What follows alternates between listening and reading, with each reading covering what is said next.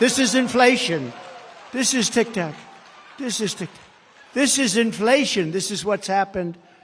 I just happened to have, somebody gave me this one today. I said, I think we'll put it up as an example of inflation. But you know what? Inflation is destroying our country. What's up, everybody? Major Retired Richard Ojeda here. And folks, buckle up, because we're diving into another episode of Trump Predicts the Apocalypse. You know, for a guy who built his brand on supposed business genius, he sure is terrible at predicting the future. Trump is out here trying to convince us that America is on the brink of disaster under Kamala Harris. But here's the thing. This isn't the first time he's gone full Chicken Little, claiming that the sky is falling.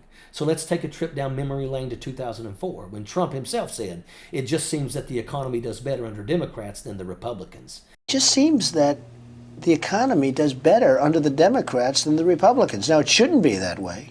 But if you go back, I mean, it just seems that the economy does better under the Democrats.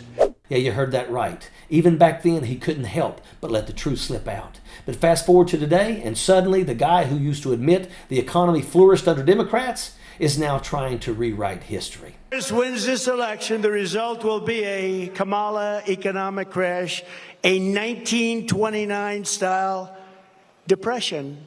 1929. When I win the election, we will immediately begin a brand new Trump economic boom. It'll be a boom. We're going to turn this country around so fast.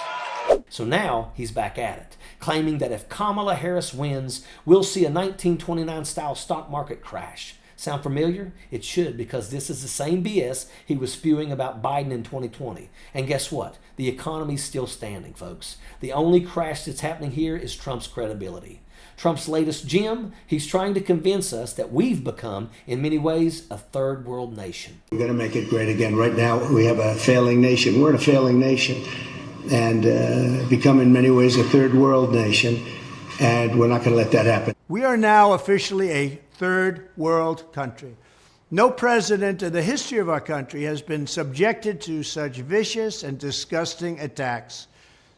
But they only attack me because I fight for you. It's very simple. They can't buy me and they can't control me, and that scares them beyond belief. Now let's fact check that for a second. A third world nation is one that's not economically developed. Last I checked, the U.S. is outpacing Russia and Saudi Arabia in crude oil production. So what third world country is he talking about? Maybe he's confusing us with one of his failed casinos. And speaking of bad timing, Trump really picked the wrong day to push this nonsense. It's not actually the best day, though, for him to be doing this, because the inflation report was a good one. So we're under 3% for the first time since March 2021. It's 15 months that we've seen wage growth go over the inflation rate, which is what everyone wants to see. There was a report out that our U.S. Crude oil production is now 13.4 million barrels a day. So we're outpacing 35% ahead of Russia, 38% ahead of Saudi Arabia.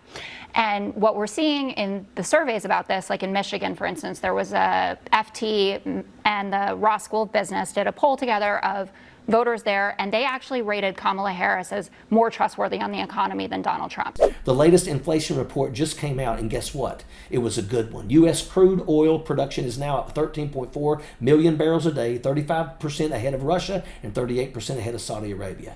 But Donnie's out there with his doomsday predictions, completely ignoring the facts. The economy is bouncing back, oil production is up, and inflation is cooling down. But why let a little thing like the reality get in the way of a good scare tactic, right?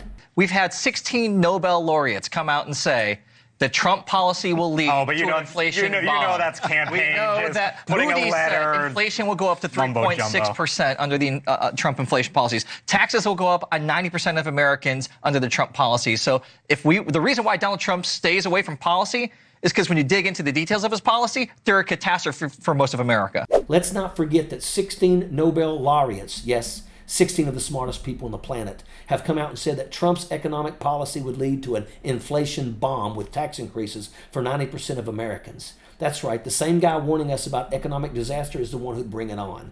The reason Trump doesn't talk about policy is simple. If you dig into his policies, they're a catastrophe waiting to happen. It's like opening a box of cereal and finding out it's just full of dirt.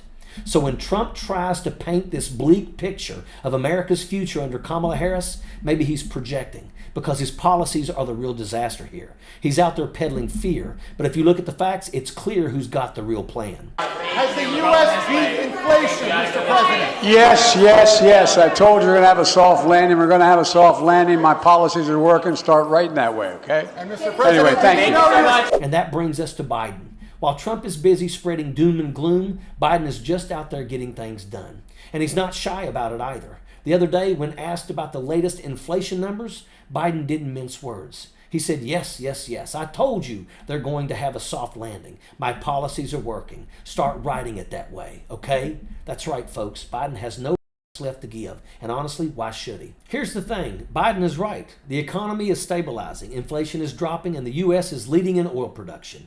Meanwhile, Trump is out there playing Nostradamus, throwing out doomsday predictions that have no basis in reality. The contrast couldn't be clearer. Biden's getting the job done while Trump is still stuck in his fantasy land, trying to sell us on dystopia that only exists in his head. And let's be real. By the time Biden is done, I wouldn't be surprised if he tells someone to kiss his ass before he leaves office. I mean, come on, he's earned that. After all the fear-mongering and lies from Trump, wouldn't it be something if Biden just laid it all out at a press conference? You know, full-on cuss somebody out? I'd pay good money to see that. Trump's out there trying to scare you with stories of economic collapse, but the facts tell a different story. The economy is on the mend. Biden's policies are working, and Trump's predictions, they're as empty as his promises. So the next time you hear Trump predicting the apocalypse, just remember, this guy couldn't even predict his own tax returns, and that is an absolute fact. Sappers clear the way, airborne all the way.